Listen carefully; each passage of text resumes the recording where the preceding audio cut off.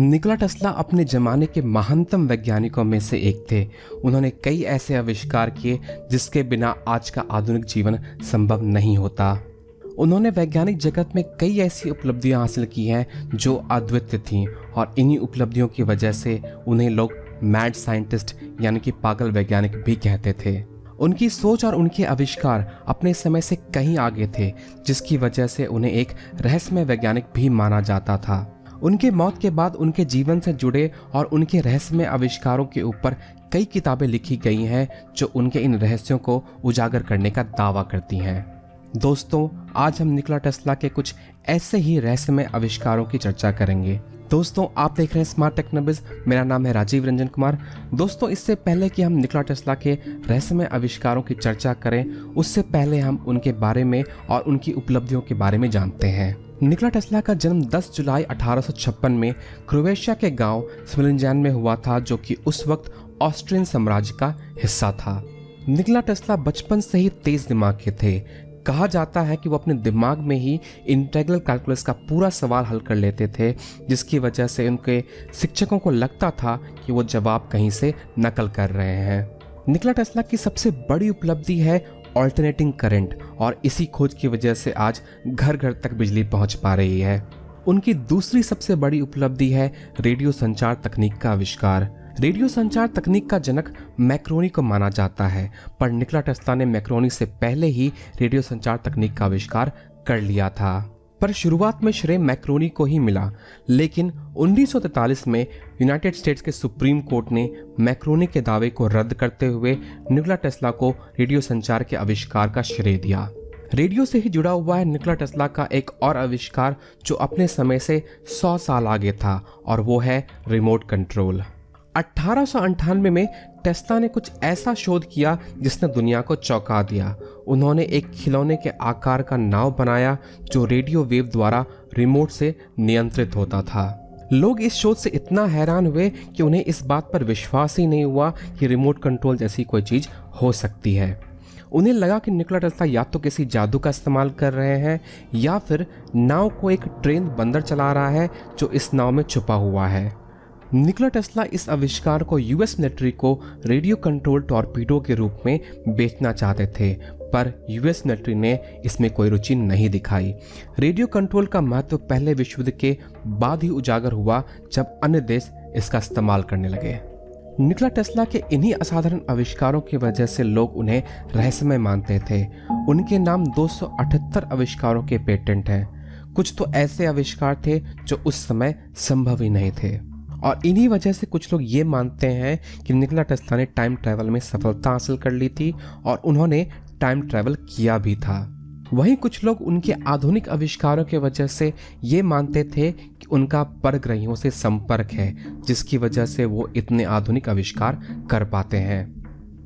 कहा जाता है कि निकोला टेस्ला कई ऐसे आविष्कारों पर काम कर रहे थे जो अगर पूरे हो जाते तो हमारी दुनिया बदल जाती, लेकिन टेस्ला किसी कारणवश या तो उन आविष्कारों को पूरा नहीं कर पाए या फिर उन पर काम नहीं शुरू कर पाए, और उनकी मौत के बाद या तो ये आविष्कार लुप्त हो गए या फिर दबा दिए गए। तो आइए जानते हैं निकोला टेस्ला के कुछ ऐसे ही लुप्त आविष्कारों के बारे में। नंबर 1 पर है टेस्ला ऑसिलेटर। टेस्ला ऑसिलेटर एक भाप की शक्ति से बिजली पैदा करने वाला जनरेटर था, लेकिन कहा जाता है इस मशीन में ऐसी क्षमता थी कि ये भूकंप पैदा कर सकता था, और इसीलिए इसे अर्थक्वेक मशीन के नाम से भी जाना जाता है। कहा जाता है कि एक बार जब वह इस मशीन से शोध कर रहे थे तो कंपन इतना तेज हो गया कि आसपास के घर गिरने को हो आए, और इसे रोकने के लिए टेस्ला को इस मशीन को हथौड़े से तोड़ना पड़ा। नंबर 2 पर है फ्री एनर्जी यानी कि मुफ्त बिजली। टेस्ला एक ऐसे शोध पर काम कर रहे थे जिसमें वो दुनिया भर को बिना तार के मुफ्त बिजली पहुंचा सकते थे।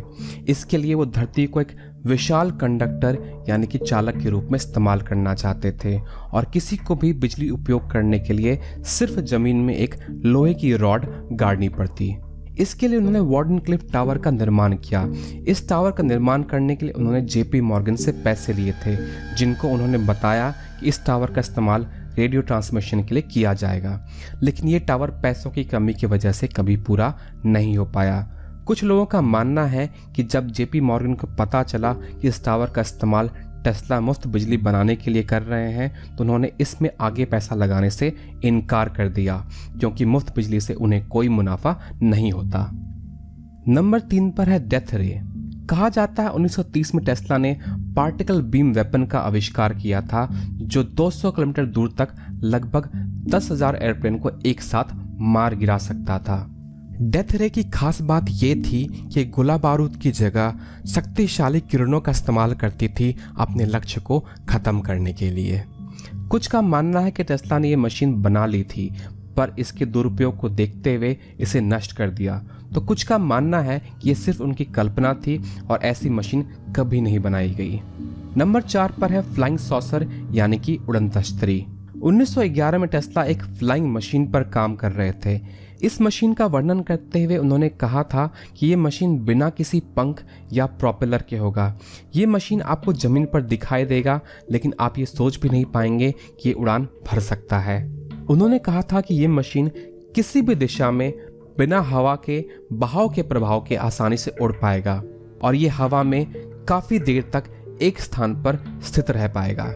और ये सारे वर्णन कुछ कुछ वैसे ही हैं जो आजकल के देखे गए उड़न तश्तरी में पाए गए हैं।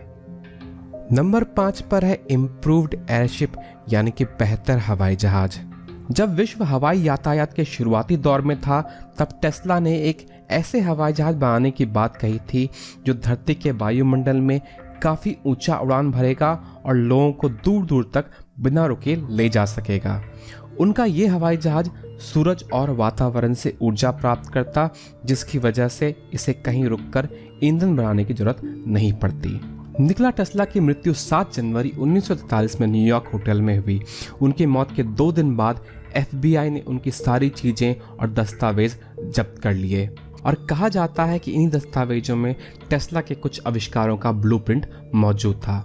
ये दावा किया जाता है कि टेस्ला की सारी चीज़ें 1952 में बेलग्रेड पहुंचा दी गई थी, पर कुछ का मानना है कि सारे दस्तावेज नहीं पहुंचाए गए थे और अमेरिकी सरकार अभी भी उनके आविष्कारों पर शोध कर रही है। आशा करता हूं दोस्तों आपको ये वीडियो पसंद आया होगा। अगर पसंद आया तो लाइक ज़रूर करें और सब्सक्राइब ज़रूर करें, क्योंकि मैं इस चैनल पर ऐसे ही साइंस और फिक्शन की बातें और साथ ही साथ टेक्निकल ट्यूटोरियल शेयर करता हूं। दोस्तों मिलते हैं अगले वीडियो में, तब तक के लिए नमस्कार।